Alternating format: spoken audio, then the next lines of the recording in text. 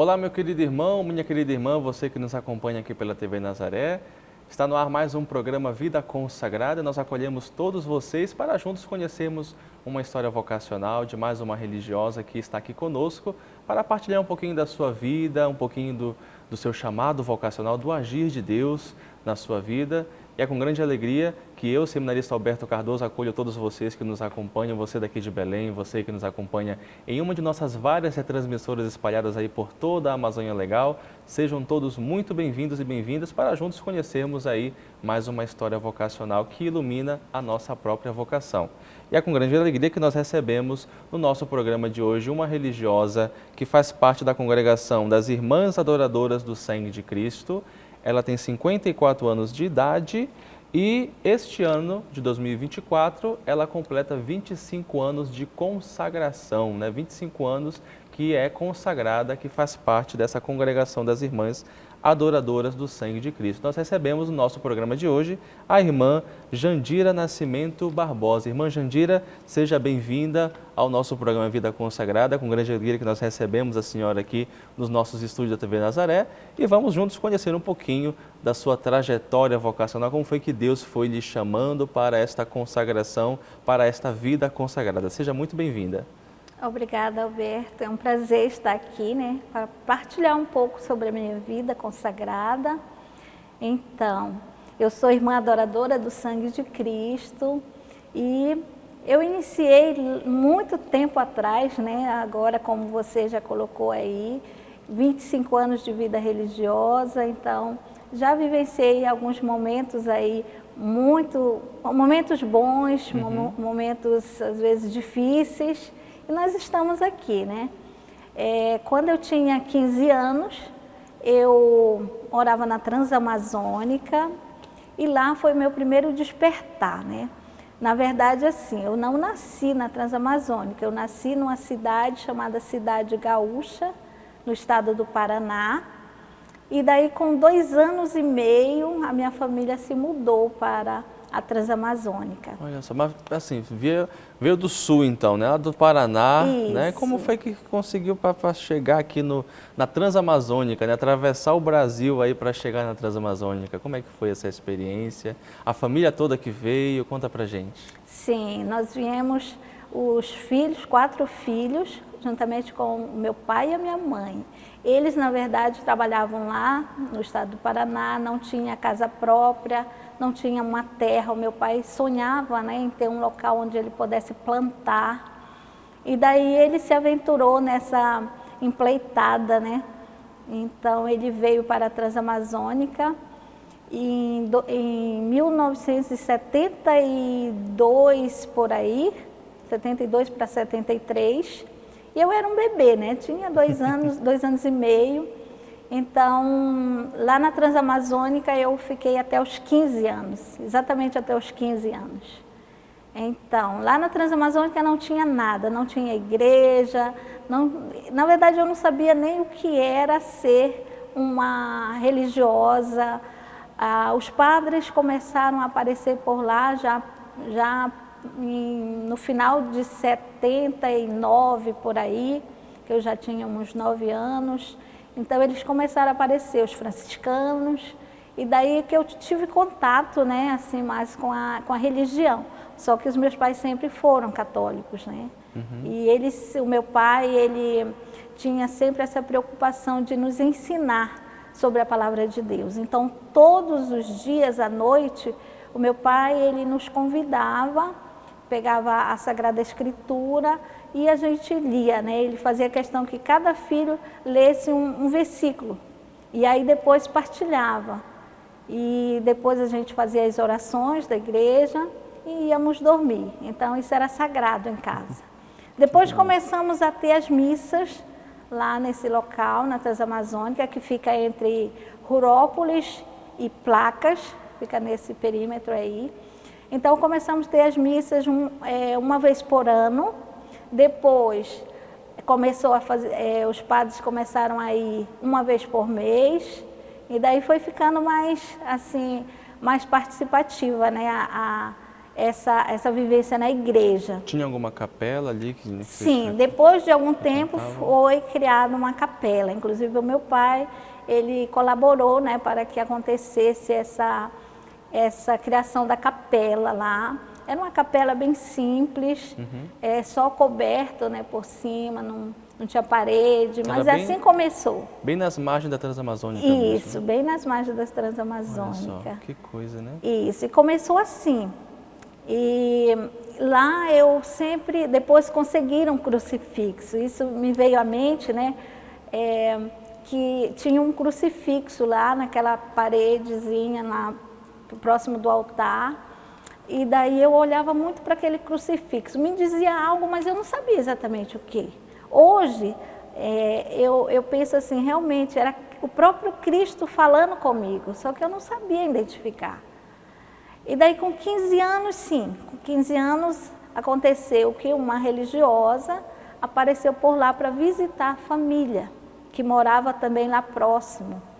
Então me chamou muita atenção, ela tinha um hábito branco e eu fiquei encantada com aquela mulher, uma mulher diferente. Nunca tinha visto Nunca tinha visto uma religiosa. Olha só. Então a minha mãe era muito amiga da família dela. Então nós fomos lá, inclusive, visitá-la, e daí ela contou, né, que ela trabalhava em um hospital e falou um pouco sobre a vida dela, né. Hoje, exatamente, eu não lembro como foi que ela falou, mas ela explicou sobre esse sentido da vida religiosa e que ela dedicava a vida a cuidar das pessoas. Isso me chamou muita atenção. E depois, assim, até com uma forma de brincadeira, ela disse, olha, se você quiser ser freira, eu posso lhe levar. Era em São Paulo, né? E eu disse imediatamente para minha mãe, mãe, eu quero ir. Então a minha mãe disse assim, não, você ainda vai fazer 15 anos, é muito nova, você ainda não sabe o que quer. Aí tá, eu fiquei por ali e tal, mas sempre com aquele desejo, né, de ir. Depois aí veio despertar também para o namoro, né? Então apareceu um rapaz e eu fiquei naquela ilusão de que realmente poderia ser que a minha vida fosse construir, né, uma família. A vocação matrimonial, né? Isso, aí eu comecei a namorar, mas aí depois a minha mãe também dizendo, minha filha, você precisa estudar e não está no momento agora de você se envolver com alguém.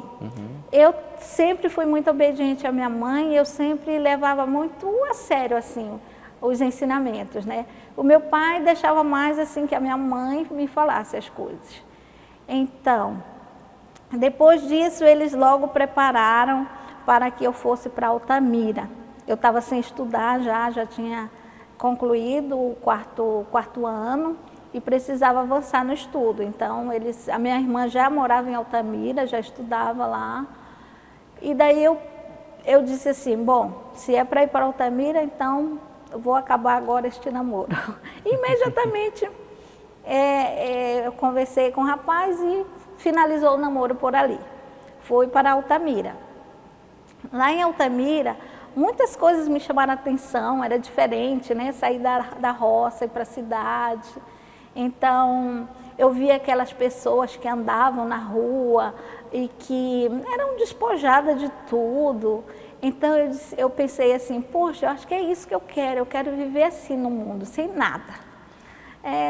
Não me preocupar com roupa, com ter as coisas, eu acho que é isso que eu quero. Acho que eu quero ser hippie.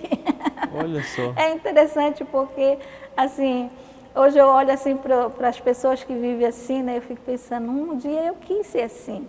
Porque eu tinha aquela coisa, a ilusão de que uma vida sem nada mesmo era uma vida perfeita, né? Sem ter nem lugar onde morar.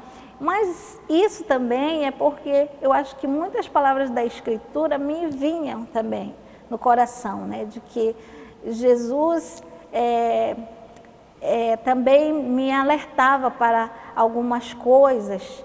Quando eu fazia minha oração pessoal, eu sentia que Jesus me dizia assim, Jandira, eu quero que você seja livre. Eu sentia essa voz interior, eu quero que você seja livre. Então, eu penso que era mais isso. Então eu via aquelas pessoas e eu achava interessante a forma como elas se comportavam. Depois, assim, eu esqueci um pouco essa questão e me envolvi no estudo. Lá eu fiz a catequese, né? Me preparei para a primeira Eucaristia, depois me preparei para a Crisma. Não era muito assim participativa na igreja, eu ia para a missa, mas assim, começou assim a ficar um tempo muito difícil para mim. Eu queria algo e eu não sabia o quê. Era algo estranho assim. A senhora tinha quantos anos já nessa época? Nessa época eu tinha 17 anos por aí, já estava para completar 18 anos e eu queria algo diferente para a minha vida, só que eu não conseguia identificar. O que era, né? Exatamente. Então, assim, tinha um vizinho que ele sempre me convidava para fazer visita às famílias. E eu sempre dizia não. Ele dizia, vamos visitar os doentes, vamos ao hospital fazer visita. Até que um dia eu aceitei. E daí, a partir dessa visita, eu fui e me ingressei, né, na Legião de Maria. Na Legião de Maria só tinha pessoas idosas. E eu era a mais jovem que participava. Mas eu gostei muito da Legião de Maria. Por quê? Visitava os hospitais, Sim. visitava os doentes. Então isso para mim foi bem significativo. Comigo foi o apostolado da oração. Eu era o único jovem do apostolado da oração da minha paróquia. Todas as senhoras lá reunidas, eu era o único jovem lá que ficava lá no meio. É interessante porque assim, isso me ajudou a encontrar o meu caminho. Porque neste grupo eu encontrei uma irmã adoradora do Sangue de Cristo, que fazia parte, era uma idosa, e ela andava com um quadro da nossa fundadora, Santa Maria de Matias. Ela andava nas famílias, ela levava esse quadro e lá nas famílias ela fazia a oração pelos doentes. E ela começou a me convidar para poder acompanhá-la fazendo essas visitas. Depois disso, ela também me disse assim, Jandira, por que você não ajuda na catequese? E daí veio despertar, né, que eu poderia fazer algo mais. Então eu fui para a catequese, aí fui catequista lá na minha paróquia, Imaculada Conceição, lá em Altamira. E lá, cada vez mais, eu sentia que tinha que ser mais, que estava pouco, eu tinha que me doar mais, eu tinha que encontrar uma forma de vida diferente. E daí eu só não sabia como fazer, o que fazer, e a irmã foi também me ajudando, né, fazendo perguntas. Depois ela perguntou, você não gostaria de participar de um encontro onde a irmã se reúne para falar sobre vocação? Eu não sabia muito bem nada sobre vocação. Aí eu disse, eu quero sim, mas eu não tinha nem noção como seria.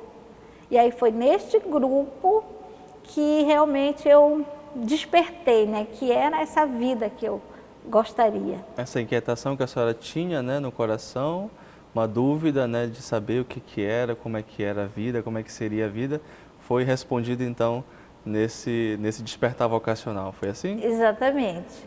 Então, lá a irmã começou a trabalhar alguns assuntos, né, que assim me veio despertar de que era esse caminho que eu deveria seguir.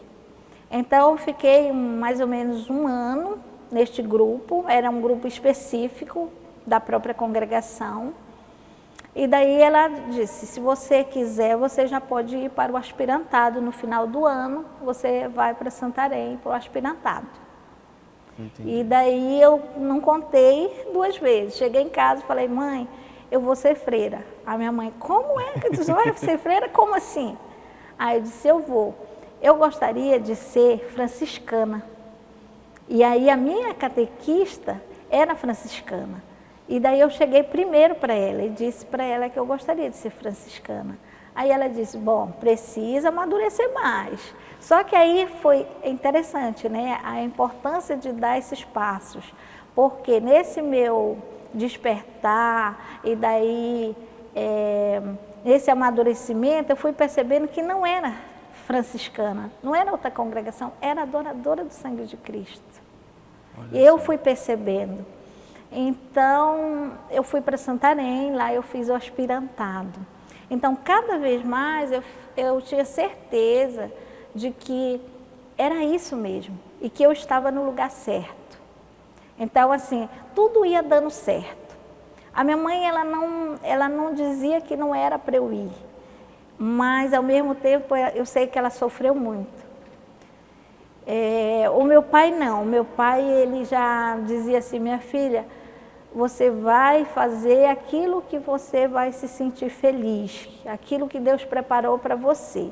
A minha mãe chorava muito e dizia, tá bom, minha filha, eu sei que com as irmãs você está no bom caminho, eu sei que eu vou sofrer, aquela coisa de mãe, né? Mas aí tudo ia se encaminhando para dar certo. E eu penso isso, né? E tudo se encaminha realmente quando nós estamos naquele caminho que Deus nos chamou. Que bom, né? Maravilha. Bom, nós já recebemos no nosso programa de hoje, né, a irmã Jandira, que está contando um pouquinho da sua história vocacional, do seu testemunho de vida, falando um pouquinho, né, como foi que Deus foi chamando, conquistando o seu coração para esta consagração, aqui no seu programa Vida Consagrada. Vamos fazer uma pequena pausa para o nosso apoio cultural e voltamos na sequência, não sai daí. E estamos de volta com o nosso programa Vida Consagrada aqui pela sua TV Nazaré, comigo, o seminarista Alberto Cardoso, e também contando com a presença da irmã Jandira Nascimento Barbosa, ela que faz parte da congregação das Irmãs Adoradoras do Sangue de Cristo. E a gente falava, né, irmã, no bloco anterior sobre essa experiência que a senhora teve, né, de encontrar, né, esse chamado de Deus, encontrar ali a resposta para a inquietação do seu coração, de como, né, Deus queria que a senhora vivesse a sua vida, né, nessa consagração mais profunda, e falava também sobre essa realidade de sair de casa, né, como foi dar essa notícia para a família, né, esse choque, digamos assim. E eu queria saber da senhora, como foi, né, para Jandira, né, sair de casa, deixar ali, né, tudo para, né, dar esse passo de consagração, dar esse passo além, rumo à vontade de Deus. Como é que foi para a senhora isso? Sim, não é fácil, nunca é fácil, né? Para mim não foi fácil, porque eu era muito apegada à minha família, né? Eu nunca tinha saído de casa, foi a primeira vez que eu saí, então eu fui para Santarém fazer o aspirantado e logo no próximo ano já estava preparada para ir para o postulado. É interessante porque a gente sente assim, Deus agindo na vida da gente. Eu nunca imaginei. Eu era, vamos dizer assim, uma menina tola, eu não sabia muita coisa da vida, eu não sabia nem muito sobre a igreja. O que eu sabia, eu aprendi ali na catequese, naquele ano ali de despertar vocacional. Então, eu falei para minha família depois, olha, eu vou ter que dar um outro passo, eu vou ter que ir para Manaus. A minha mãe, novamente, muito chorosa, minha filha, se é isso que você quer, então tudo bem. Foi para Manaus fazer o postulado em Manaus. E daí, uma vez o meu pai disse assim, minha filha, se não der certo, você pode voltar. A porta de casa está sempre aberta. E eu não queria ouvir o meu pai dizer isso, porque eu queria que o meu pai dissesse, foi essa vida que você escolheu, minha filha, então agora faça de tudo para você ver. Era isso que eu queria, né? Mas não, meu pai, claro, e o pai é assim, hoje eu entendo, né? E Deus é assim, né? Ele nos deixa livre. Então, assim, eu vejo que eu fui dando esse espaço totalmente livre, né? Os meus pais, eles não impuseram nada e me deixaram livre. E eu fui para o postulado, lá eu fiz em Manaus o postulado, foi um ano de postulado, depois eu fui já para o noviciado em seguida, 2 anos de noviciado. E essas etapas da vida da gente, a gente vai percebendo, né, o crescimento, porque a gente vai compreendendo algumas coisas que antes você nem imaginava, né? Então eu fui tendo esse contato direto também com outras vocacionadas, né? No aspirantado nós éramos 6, depois no postulado nós éramos 2, éramos 3, depois ficamos 2. Depois fui para o postulado, para o noviciado, e no noviciado nós éramos 2. Depois a minha colega fez votos, eu fiz votos, ela fez votos também. E eu sempre, parece que eu queria sempre alguém do meu lado. Eu sempre queria uma colega.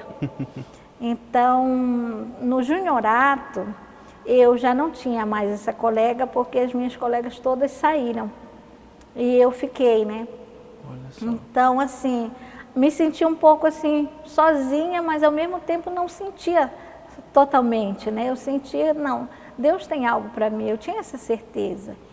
E tinha uma outra colega que estava um pouquinho atrás e eu disse para a irmã, eu só vou fazer votos perpétuos junto com a outra, eu vou esperar mais um ano. E eu esperei mais um ano, tanto é que os meus votos perpétuos aconteceu em 2005, era para ser em 2004, mas eu fiz em 2005 esperando a outra colega para fazer junto com ela. E depois ela saiu também, né? Então, assim, durante esse tempo de formação, em nenhum momento eu posso dizer assim que eu desejei sair da congregação, mas teve momentos assim bem difíceis, que eu digo assim, momentos escuros. Então, assim, que eu não sabia como fazer e eu me sentia assim, desnorteada, né? Mas assim, eu sempre tive as formadoras que me ajudavam muito. E eu tinha uma irmã que era minha diretora espiritual e ela me ajudou muito mesmo assim a ser forte diante das dificuldades. Entendi. Agora eu queria que a senhora falasse um pouquinho, o pessoal de casa, né? O pessoal que não conhece um pouquinho sobre a congregação das Irmãs Adoradoras do Sangue de Cristo. Conte um pouquinho sobre a sua congregação, o seu carisma, né? O que foi que mais lhe identificou nesse carisma, o que mais lhe chamou a atenção. Conte pra gente. Certo. O nosso carisma é um carisma que é o carisma que está dentro da igreja, né? E nós estamos prontas a colaborar com Cristo na obra redentora. Então, somos adoradoras do sangue de Cristo, né? Algumas pessoas adoradoras do sangue de Cristo, aí depois a própria pessoa já, porque a própria igreja também fala sobre essa questão do sangue, né? A espiritualidade do sangue de Cristo. Então, assim, logo chama muita atenção quando fala do sangue, né? Porque nós não estamos falando de um sangue seco, um sangue morto, nós estamos falando daquele sangue vivo, né, de Cristo, aquele sangue que foi derramado na cruz pela nossa salvação, né? Então, assim, a espiritualidade do sangue de Cristo, ela é bem profunda, né? Então, me chamou muito a atenção quando as irmãs falavam de morte e ressurreição. Então, isso me chamava muita atenção, e as irmãs sempre diziam, né, na formação, nós vivemos esses dois lados na vida e concretamente vocês vão estar em alguns momentos vivenciando a morte e em outros momentos vivenciando a ressurreição. Então são dois momentos fortes, né? Então, e nós, a princípio, Santa Maria de Matias, ela iniciou com as escolas, educação, né? Então, nossa congregação ela sempre foi voltada para a educação. E a Santa Maria de Matias ela foi despertada também na sua vocação através de um grande santo da igreja, o São Gaspar del Búfalo, que é fundador da Congregação dos Missionários do Sangue de Cristo. Então ele é o nosso cofundador, né, com a Santa Maria de Matias. E esse despertar meu veio exatamente por isso, porque eu achei assim que a congregação ela tem uma força muito grande através do sangue de Cristo. O sangue de Cristo, ele purifica, né? O sangue de Cristo, ele nos lavou de todos os nossos pecados. E através dessa espiritualidade, nós podemos sim enfrentar as diversidades da vida. Então, a congregação sempre nos chama a estarmos em locais onde ninguém gostaria de estar. Então, nós estamos assim, dentro das escolas, mas não somente dentro das escolas. Nós estamos em qualquer lugar onde tiver uma pessoa que necessite. Então, isso também sempre me chamou a atenção na congregação, porque eu não estou simplesmente para fazer um determinado serviço dentro da igreja, na sociedade, mas eu estou onde for necessário. Então, onde tiver um irmão, uma irmã que precise, aí eu devo estar. Entendi. E aqui, no caso, assim, a presença da congregação, a senhora poderia também fazer assim uma partilha, né? Onde é que a congregação atua, quais são as realidades de trabalho, de missão que vocês têm, assim, não somente aqui em Belém, mas também assim no modo geral, assim, quais são as atuações que a congregação tem? Nós estamos agora, assim, fazendo mais, assim, trabalhos itinerantes, né? Onde há necessidade, nós vamos. Nós não somos muitas irmãs, mas, assim, nós estamos disponíveis à igreja. Nós temos, sim, temos algumas escolas. Lá em Altamira nós temos escola em Manaus, em Santarém. E nós estamos, assim, abertas a trabalhar na pastoral. Eu já trabalhei, inclusive, na pastoral vocacional, já trabalhei em várias realidades assim, de pastorais lá no Amazonas, né? E aqui no Pará, eu passei 9 anos na Casa Divina Providência, que é uma casa onde a gente acolhe mulheres grávidas e pessoas doentes. Essa casa foi fundada pela irmã Serafina, que é venerável irmã Serafina. Algumas pessoas com certeza sabem de quem se trata, né? A irmã Serafina, ela está em processo de canonização. Olha só. E eu trabalhei 9 anos nessa casa. E lá também tem a escola Instituto Maria de Matias, que inclusive eu estudei nessa escola, né? E Manaus temos também, no Amazonas também trabalhos pastorais que as irmãs fazem, lá em Manacapuru, que é uma cidade próxima de Manaus. E estamos abertas, assim, nós temos irmãs que trabalham diretamente em assessorar retiros, algum tipo de encontro, assim, que as pessoas necessitam, né, que a gente pode estar colaborando. Nós podemos estar colaborando. Entendi. Temos algumas irmãs específicas para este trabalho. Entendi.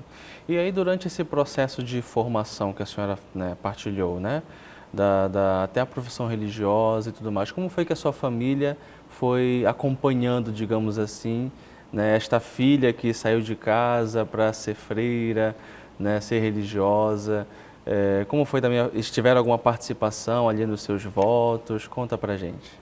Na verdade, assim, os meus primeiros votos, eu fiz os primeiros votos em Manaus. E a minha irmã, inclusive, a minha sobrinha, elas participaram. A minha mãe e o meu pai não, porque eles já idosos e não é muito de viajar, não foram participar. Mas sempre me deram muito apoio. E depois eles foram entendendo e era isso mesmo, né? E eu estava feliz, então eles acabaram, assim, aceitando muito bem, né? Então, assim, sempre foi muito aceito pela minha família, né? Hoje eu já não tenho meu pai nem a minha mãe, já são falecidos. E os meus irmãos, todos apoiam, né, a minha vida. Então, não tive nenhum problema, assim, né? Entendi. Agora, assim, alguns amigos me questionavam e sempre diziam assim: Jandira, você é uma moça bonita, você teve alguma decepção amorosa e por isso quis ser freira? Eu disse: não, pelo contrário, né? Eu quis ser freira porque eu sinto um chamado maior, eu sei que Deus tem algo preparado para mim e que eu tenho só que dizer sim, é por isso que eu estou neste caminho. Muito bem, é a importância, né, dessa consciência do chamado de Deus que supera qualquer coisa, né? Isso é importante. Bom, nós estamos aqui com a irmã Jandira Nascimento Barbosa, que faz parte da congregação das Irmãs Adoradoras do Sangue de Cristo, no nosso programa Vida Consagrada de hoje. Vamos fazer uma pequena pausa para o nosso apoio cultural e voltamos já já, não sai daí. E voltamos com o nosso programa Vida Consagrada aqui pela sua TV Nazaré, comigo, o seminarista Alberto Cardoso, e também recebendo hoje a presença né, o carisma, a alegria da irmã Jandira Barbosa, que faz parte da congregação das Irmãs Adoradoras do Sangue de Cristo, e estava contando um pouquinho para a gente da sua história vocacional, do seu testemunho de vida, como foi que Deus foi chamando também esta nossa irmã para esta consagração mais profunda na vontade de Deus. E a gente falava da irmã no bloco anterior sobre essa experiência, né, da senhora, né, enfrentar todas as etapas de formação, experimentar a graça de Deus, o amor de Deus e ir fortificando cada vez mais esse chamado de Deus na sua vida. E agora eu queria saber, né, este ano de 2024 a senhora completa 25 anos de consagração, né? Por onde a senhora já passou durante esses 25 anos? Quais foram, né, os locais de missão que a senhora já, né, foi convidada a contribuir, né, que a congregação também já lhe enviou, já lhe chamou também para dar ali a sua contribuição? Muito bem, a minha primeira missão foi em Manacapuru. Manacapuru fica próximo a Manaus, e lá eu fiz a minha primeira experiência, né? Trabalhava lá na paróquia, colaborava lá com os padres redentoristas na paróquia de Manacapuru, na pastoral, né? Especificamente na área da liturgia. Então eu ajudava lá na área da liturgia. E depois eu fui enviada para Itacoatiara, lá nós tínhamos também uma comunidade. Lá foi interessante porque assim, eu sempre tinha vontade de trabalhar com jovens. E lá eu tive essa oportunidade de trabalhar com jovens, mas fiquei pouco tempo. Foi na paróquia mesmo, Na né? paróquia de Itacoatiara. Sim. Fiquei pouco tempo porque depois a congregação pediu para que eu viesse para Manaus novamente, para uma comunidade lá na periferia de Manaus. E daí a nossa vida é assim, né? Nós sempre temos que estar disponível. Então, eu mesmo gostando muito do trabalho que eu fazia lá com a juventude, eu voltei para Manaus e fui para essa outra comunidade, que lá também era trabalho pastoral, acompanhava diretamente uma comunidade. Depois de lá eu mudei para Belém, vim para Belém, passei um tempo aqui em Belém, trabalhava diretamente no hospital e depois eu voltei para Manaus já para me preparar. Nesse tempo eu era juniorista e me voltei para Manaus depois de um ano mais ou menos aqui em Belém, voltei para a preparação dos votos perpétuos. E lá eu me preparei para os votos perpétuos, fiz meus votos perpétuos. Tinha alguma missão específica lá em Manaus? Lá em Manaus teve um tempo que eu fiquei estudando, né? Eu fiz o curso de serviço social e me dediquei muito a um projeto Semente de Esperança, que era um projeto onde a gente trabalhava com pessoas em vulnerabilidade social e que era da própria congregação esse projeto, né? Então, eu acompanhava esse projeto e ao mesmo tempo estudava. Então, passei 4 anos nesse projeto. E depois eu saí de Manaus e vim para Santarém. Aí tive também uma experiência em Santarém, trabalhando diretamente na Escola São Raimundo Nonato, que é uma escola que temos até hoje lá em Santarém. E fiquei lá em Santarém por um tempo, depois eu fui convidada a ir para Altamira. Altamira, já tinha morado lá, né, na adolescência, né? E depois eu vim para Altamira justamente para essa casa, Casa Divina Providência, que eu falei anteriormente, né? Uma casa que foi criada pela nossa venerável irmã Serafina. E lá eu tive também a oportunidade de estar na comunidade e ao mesmo tempo acompanhar os meus pais que já estavam bem idosos e doentes. Então a congregação, ela me deu essa oportunidade de morar numa comunidade e ao mesmo tempo acompanhar os pais. Seus pais já estavam em Altamira também nessa época? Em Altamira, isso. Ah, que bom. Porque sempre assim, a religiosa, ela tem aquele compromisso primeiro com a congregação, mas ela jamais pode deixar a família de lado. Com certeza. Né? Então, assim, a gente conversa. Então, a minha superiora, ela compreendeu muito bem. Então, por isso eu fiquei bastante tempo lá. Fiquei 9 anos. E eu não tive, assim, muitas mudanças de comunidade, né? Depois de lá, eu vim para cá e estou aqui em Belém. Olha só, quantos anos já aqui em Belém, então? Aqui em Belém eu vai fazer 3 anos. 3 anos. É. A casa de vocês, então, daqui de Belém, fica onde, para o pessoal de casa que não conhece? Sim, a nossa casa fica na paróquia da Santíssima Trindade, Uhum. né? Fica ali na paróquia da Santíssima Trindade, bem próxima da paróquia. Eu não atuo diretamente na paróquia, estou disponível, mas não tenho como atuar diretamente, né? Porque nós temos uma casa que nós acolhemos pessoas, né? Uma casa onde eu hospedo pessoas, que é um outro ramo da congregação. Nós temos que sermos criativos, né? Diante do que nós temos. Então, Sim. Hoje nossas casas são grandes e nós não temos como manter nossas casas, essa é a verdade, né? Então Sim. A gente tem que pensar novas formas, né, da gente continuar exercendo, né,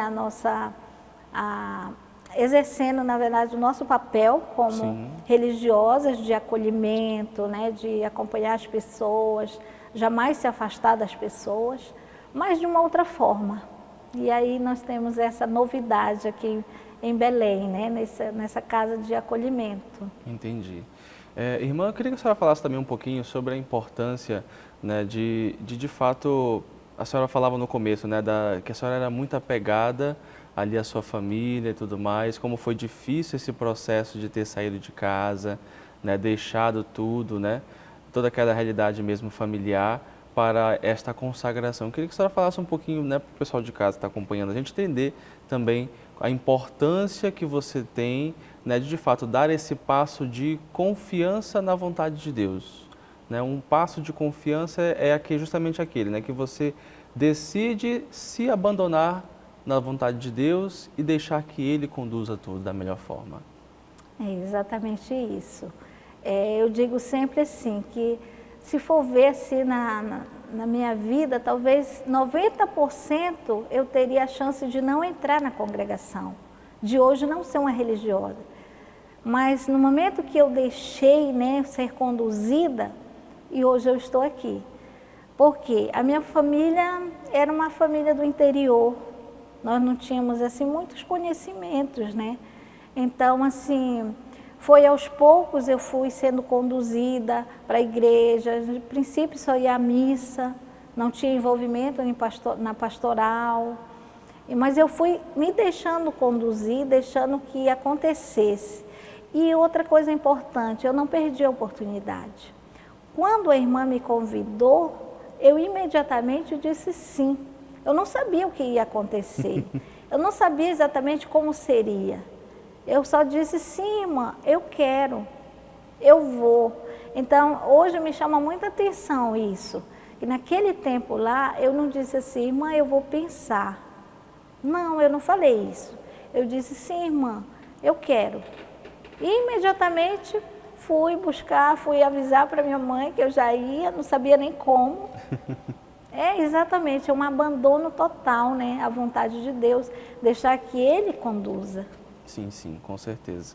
E também, irmã, certamente nesses 25 anos de consagração que a senhora celebra neste ano de 2024, certamente quantos desafios, né, devem ter sido apresentados para a senhora, né, situações difíceis que a senhora certamente teve que enfrentar, teve que superar durante sua formação e também durante a sua consagração.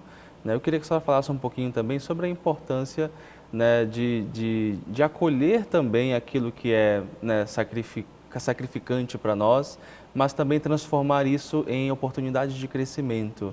Né, os desafios, as cruzes que se apresentam na nossa vida, na nossa caminhada vocacional, mas que também podem até tirar nossa paz, desestabilizar, mas sem perder a confiança em Deus e seguir adiante no chamado. Sim, na verdade, sim. Às vezes a gente pode correr o risco de pensar assim, mas a vida religiosa é muito boa, né? Você não tem aquele compromisso com filhos, você não tem um marido, então é muito bom. Mas nós convivemos com pessoas diferentes, que pensam diferente de nós, né? E eu vejo assim, para mim, o maior desafio mesmo é conviver com essas diferenças, mas ao mesmo tempo saber acolher essas diferenças. E eu nunca tive problemas assim sérios com irmãs. Em alguns momentos, assim, já teve sim algumas discussões por coisas assim insignificantes e às vezes certas cobranças. Eu sou uma pessoa que sempre, como eu disse, eu sempre quis responder o meu chamado com liberdade. Então, assim, quando existia certas cobranças, eu sempre rejeitava, né? Então, assim, eu vejo que muitos conflitos foi por minha causa mesmo, não por causa dos outros, sim. né? Mas eu mesma por não aceitar, né? Então, assim, mas eu vejo assim que tudo é possível quando a gente quer. Então, diante de certas dificuldades, eu sempre converso com Deus. Eu sempre passo para Deus o que está acontecendo e digo para Ele o que está acontecendo e sempre peço as luzes. E eu sempre dizia assim para as minhas irmãs e ainda falo, né, até hoje, e agora até com mais firmeza, assim, eu quero continuar na congregação até eu morrer, mas vivendo feliz.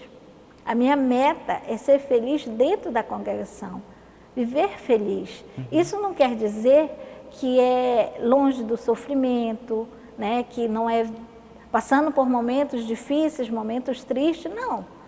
Ser feliz diante de tudo que vai acontecendo, né? Então, nós sentimos dentro, às vezes, assim, rejeições, né? Os jovens, por exemplo, as jovens que querem entrar para a vida consagrada, devem saber isso, né? Que nem tudo é flores, né?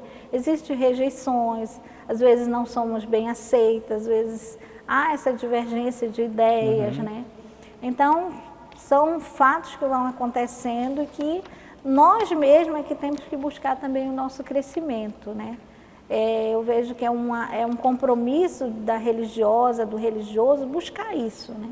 Aquilo que eu estou precisando, eu tenho que ir atrás, eu tenho que buscar. Então, se eu sou uma pessoa fechada, eu tenho que buscar ser uma pessoa mais aberta, né?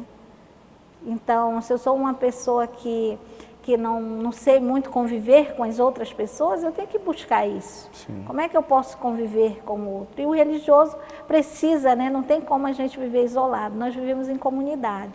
Com certeza. Então, para mim, o maior desafio, por exemplo, na vida religiosa, é essa vida comunitária. Saber conviver com o outro de forma fraterna, respeitando, né? Para mim, o respeito, a justiça, viver dessa forma, eu acredito nisso. E é possível, né? A gente viver bem na comunidade. Bom, irmã, nós já estamos chegando no finalzinho do nosso programa. Eu agradeço a sua presença aqui com a gente nessa nossa oportunidade de conhecer um pouquinho a sua história vocacional. E para a gente encerrar essa nossa conversa, a pergunta que eu sempre faço para os nossos entrevistados: valeu a pena deixar tudo para fazer a vontade de Deus? Valeu. Com certeza valeu, está valendo, né? Não Sim. valeu, na verdade está valendo. Eu hoje estou fazendo este ano 25 anos de vida consagrada e eu digo a você, Alberto, se tivesse que viver tudo de novo, eu com certeza viveria tudo novamente para estar aqui. Então, Que maravilha. É muito bonita a vida consagrada e eu só agradeço a Deus e agradeço todas as pessoas, né, que caminharam comigo durante esse tempo e algumas que ainda estão aí junto. Tá ótimo, irmã. Bom, muito obrigado mais uma vez pela sua presença aqui no nosso programa de hoje. Que Deus abençoe a senhora e continue, né, nessa alegria, vivendo a vontade de Deus, na sua consagração, no seu testemunho, na sua caminhada. E reze por nós e nós rezamos pela senhora. Estamos à disposição também aqui. Nós da TV Nazaré estamos sempre de portas abertas para todas vocês. Deus abençoe, viu? Muito obrigada. E esse foi o seu programa Vida Consagrada de hoje. Muito obrigado pelo carinho da sua audiência, você que esteve junto conosco nos acompanhando. Que Deus abençoe você e a sua família e até o nosso próximo programa, se Deus quiser. Tchau, tchau.